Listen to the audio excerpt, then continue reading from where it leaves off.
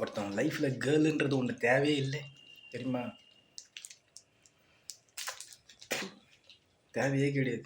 நிஜமாக சொல்கிறேன். நான் இது வரைக்கும் நான் வந்து ஒரு படம் மிஸ் பண்ணியிருக்க மாட்டேன். ஒரு படமும் எல்லாத்தையும் நான் ஒன்று விடாமல் எல்லாத்தையும் நான் பார்த்துருப்பேன். அப்படி பார்த்துருந்தாலே போதும், எங்களுக்கெல்லாம் இந்த மாதிரிலாம் ஒரு நடந்திருக்காது. ஒரு கெட்டதெல்லாம் நம்பவே முடியல, இயற்கையை ஏற்றுக்க முடியாது. அந்த மாதிரி ஒரு இது ஒரு கார்னர் மைண்டில் கூட இன்னொருத்தவங்க மேலே நம்பிக்கை வைக்கக்கூடாது. நம்ம அப்படியே ஒரு விட்டு இதுவாகிறோன்னா யாருன்னா பார்த்துப்பாங்க, யாருன்னா இது பண்ணிப்பாங்க அப்படின்னு நினைக்கிறோம். அப்படி கூட இருக்கக்கூடாது.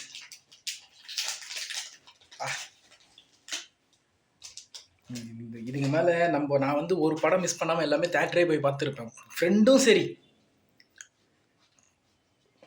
எந்த ஒரு இதுவுமே எப்படி சொல்கிறது, எனக்கு மட்டும்தான் இப்படின்னு நினைக்கிறேன். அழகாக எவ்வளோ படம் பார்த்துருப்பேன், எவ்வளோ விஷயம் புரிஞ்சிருக்கும். எனக்கு ஒருத்தரை பிடிக்கும்,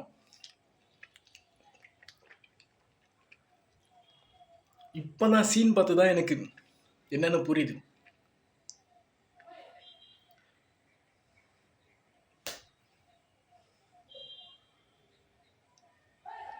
இப்படிலாம் இருக்குங்க இந்த சொசைட்டியில். எப்படி சொல்கிறது, கேர்ள்ஸ் மேலே மட்டும் ஒரு மைண்டே ஒரு இதே வேணாம். யார் மேலேயும் எப்படி சொல்கிறது, ஏஜ் இருக்கும்போதே கிடைக்கிற சான்ஸோ எல்லாத்தையும் யூஸ் பண்ணிட்டு போயிடணும். யாருக்காகவும் அந்த இதை இது பண்ணவே கூடாது. எவனாலும் சொந்தக்காரனாக இருந்தாலும் சரி, அவன் சாவலாம், அவன் செத்து போகிறானா கூட பரவாயில்ல. நம்ம சான்ஸ் நம்ம இப்படி லோல் போட முடியுமா? இப்படி 5-6 வருஷம் இப்படி லோல் போட முடியுமா? யாருக்காகவுமே விடவே கூடாது தெரியுமா? விடவே கூடாது.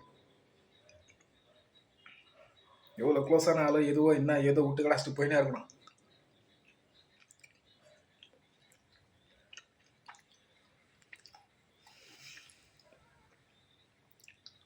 ஒன்று மேலே யாராலையும் ஒன்றுமே கிடையாது.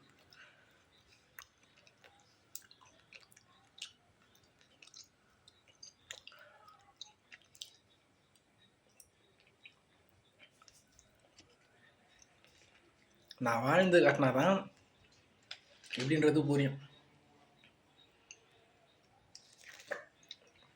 மற்றபடி வேஸ்ட் எல்லாம்.